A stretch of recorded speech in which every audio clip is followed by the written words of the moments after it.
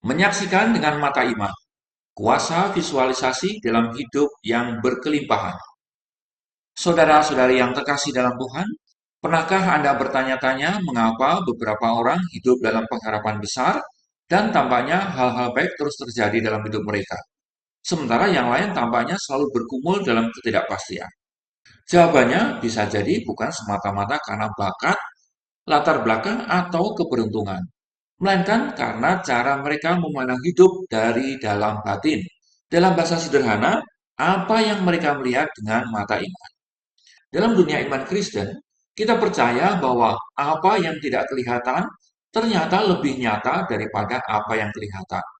Karena segala sesuatu yang lahiriah berasal dari dunia rohani terlebih dahulu. Dan untuk bisa memahaminya, kita perlu melatih mata iman, melatih cara pandang hati untuk melihat yang belum terlihat. Itulah yang disebut visualisasi rohani. Jadi mari kita belajar apa itu melihat sebelum melihat. Surat kepada jemaat di Ibrani bab 11 ayat 1 mengatakan, iman adalah dasar dari segala sesuatu yang kita harapkan dan bukti dari segala sesuatu yang tidak kita lihat. Iman adalah bukti saudara-saudari. Tapi bukti dari apa?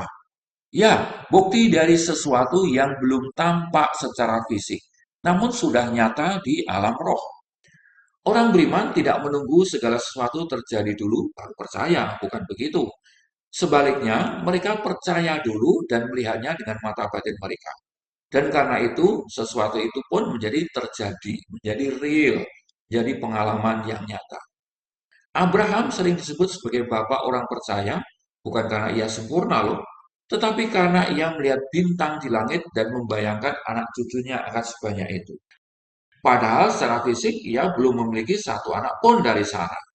Tuhan berkata kepada Abraham, pandanglah ke langit dan hitunglah bintang-bintang, jika engkau dapat menghitungnya. Maka firman-Nya kepadanya, demikianlah banyaknya nanti keturunan. Tercatat dalam kitab Kejadian bab 15 ayat 5. Apa yang Tuhan sedang lakukan waktu itu? Yaitu memberi visualisasi, memberikan gambaran batin. Karena Tuhan tahu, jika Abraham bisa melihatnya di dalam roh, maka ia akan hidup sejalan dengan gambaran itu. Nah, mari kita belajar bagaimana visualisasi harus didukung oleh firman, supaya tidak salah. Visualisasi dalam iman Kristen bukan sekedar angan-angan kosong atau membayangkan keinginan pribadi yang hampa. Visualisasi yang benar berakar dalam firman Tuhan. Camkan itu. Kita tidak membayangkan sesuatu berdasarkan hawa nafsu, tapi sungguh-sungguh berdasarkan janji-janji Tuhan. Contohnya sebagai berikut. Jika Tuhan berkata, kamu adalah kepala dan bukan ekor, seperti tertulis dalam kitab Ulangan bab 28 ayat 13, maka visualisasikanlah diri Anda sebagai seorang pemimpin yang memberi dampak positif pada orang-orang di sekitar. Jika Tuhan berkata, kamu diberkati saat masuk dan keluar, seperti tertulis dalam kitab Ulangan bab 28 ayat 6 ya, bayangkanlah bahwa setiap langkah Anda membawa kebaikan bagi semua orang. Jika firman berkata bahwa Tuhan sanggup menyediakan segala keperluanmu menurut kekayaan dan kemuliaannya, seperti tercatat pada surat kepada jemaat di Filipi bab 4 ayat 19. Lihatlah diri Anda hidup dalam kecukupan, bukan dalam kekurangan. Nah, visualisasi rohani seperti ini artinya menghidupkan firman dalam pikiran dan hati, sampai apa yang belum kelihatan menjadi begitu nyata di dalam batin Anda, sehingga Anda hidup seolah-olah itu sudah menjadi kenyataan. Maka akibatnya Anda akan mengalaminya sebagai kenyataan betulan.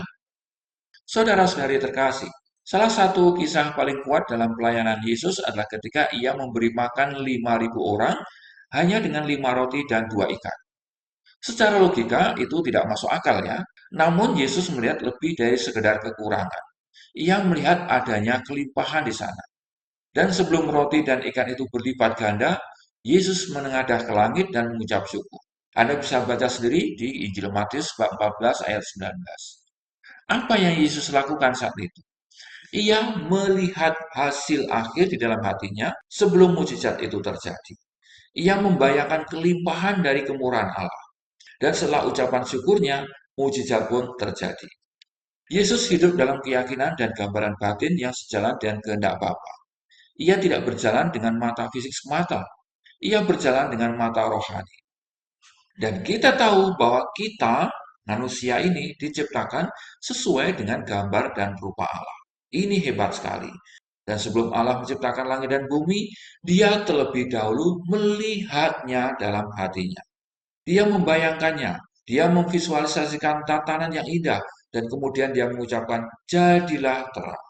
Dengan demikian, karena kita adalah gambar dan rupa Allah, maka kita pun adalah makhluk visual. Tuhan memberi kita imajinasi. Imajinasi bukan untuk melamun yang enggak-enggak ya, melamun yang melambrang kemana-mana, bukan itu. Tetapi imajinasi untuk menciptakan. Imajinasi Anda bukan musuh iman. Jika diarahkan oleh Roh Kudus, imajinasi akan menjadi alat luar biasa untuk mewujudkan janji-janji Allah bagi Anda dan lingkungan Anda. Nah, sekarang mari kita belajar bagaimana melatih visualisasi rohani. Berikut beberapa langkah rohani yang bisa Anda lakukan. Yang pertama, ambil waktu dalam doa hening. Masuklah dalam hadirat Tuhan, duduklah dengan tenang, jangan terburu-buru ya. Biarkan hati Anda selaras dengan Roh Kudus. Yang kedua, ambil satu janji Tuhan dari firman. Misalnya, Mazmur 23 ayat 1. Tuhan adalah gembalaku, takkan kekurangan aku. Yang ketiga, bayangkan diri Anda hidup di dalam janji itu.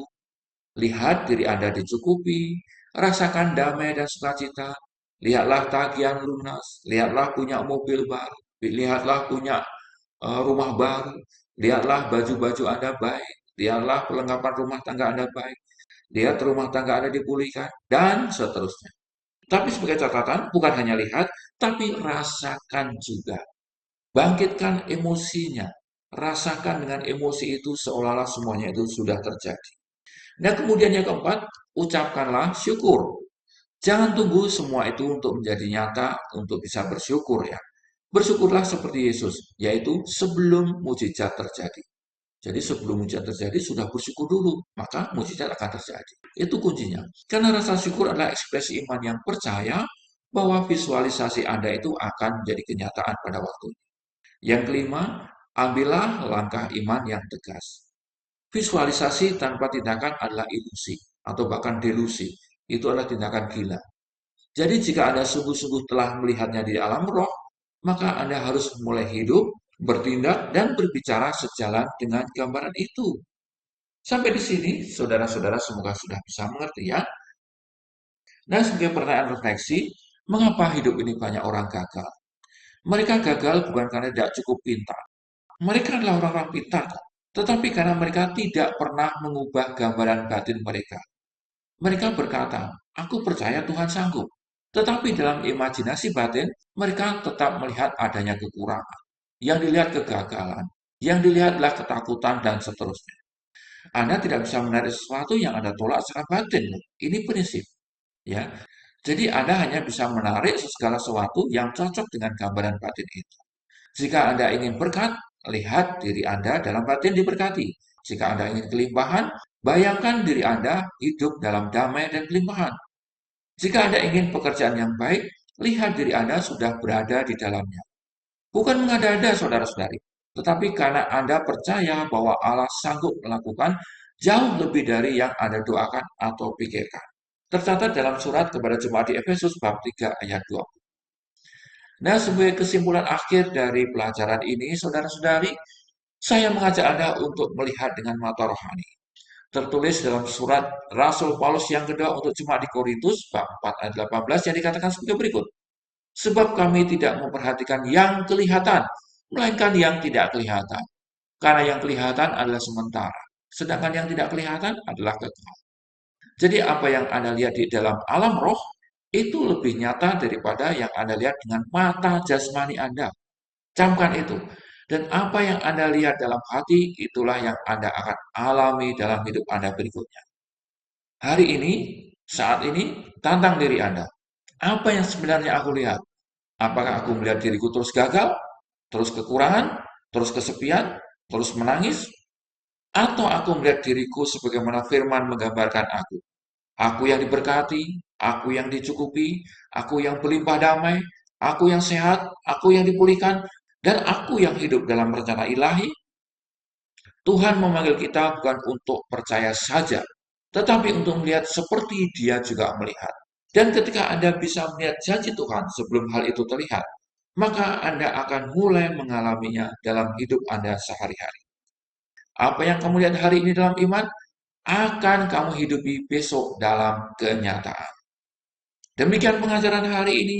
Amin dan shalom.